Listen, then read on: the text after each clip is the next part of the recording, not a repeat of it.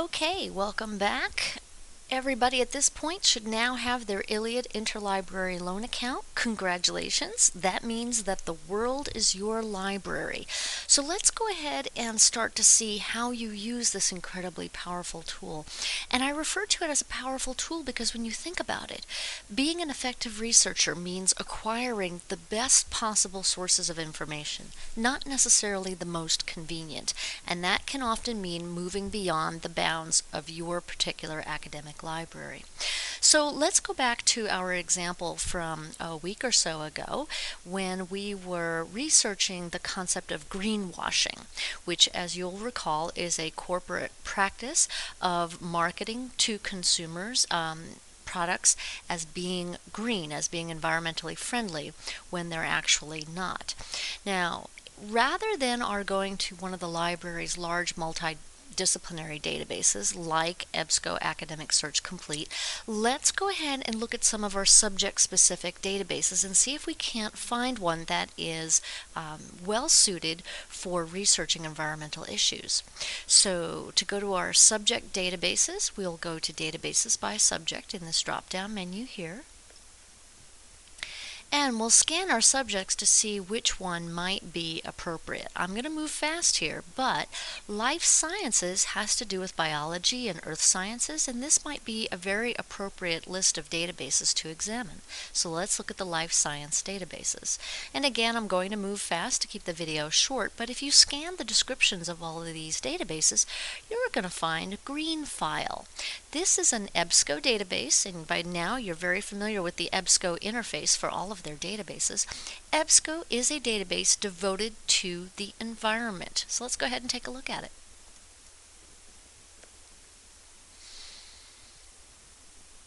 Again, here's that very familiar interface. Let's go ahead and do a search on greenwashing.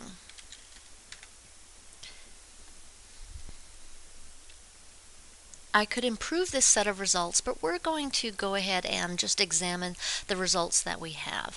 First, this very first result, if you'll notice, there is a link to the HTML full text of this article. So if you read the abstract, the summary of the article, and it sounds interesting to you, all you would have to do is click on HTML full text to read the full text.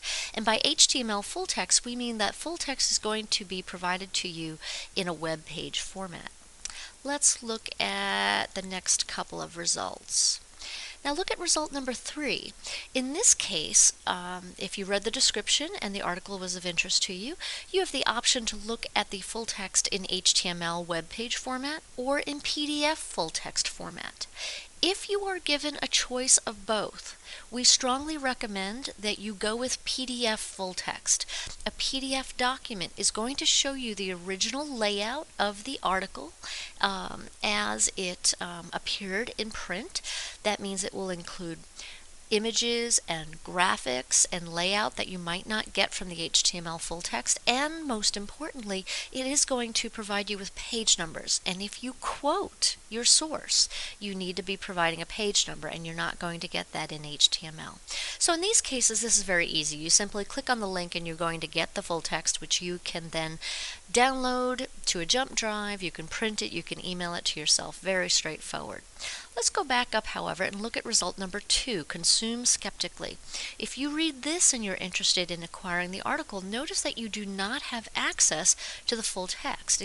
Instead, you have this mysterious icon that says search for item at JCKL. Well, I'm going to go ahead and click on that icon because this icon is your gateway to getting your hands on that article. And with an interlibrary loan account, remember, no matter what, you can always get your hands on the article. So this takes you to a new page. It's opened up in a new tab, and it is telling you all of your various options from the quickest and most convenient, which is basically instant, to less convenient solutions for getting your hands on the full text article. If you'll notice here right at the top, it's saying that the full text content is available via the following databases. And actually, the full text of this article is available in any number of our databases. So if you preferred the format of one database over another, you could access it that way. Now, I really like Academic Search Complete. Notice that there are 3 hyperlinks being provided to you. These are 3 different levels in which you can access that database. So if I clicked on the hyperlink that says Academic Search Complete, that will simply take me to the home page of that database. If I click on the journal hyperlink, that will take me to a results page for all results for that journal in this database. And the article hyperlink is the most direct hyperlink. It's going to take me straight to that article in that other database. I'm going to show you how this works. I'm going to go ahead and click on article in my favorite database.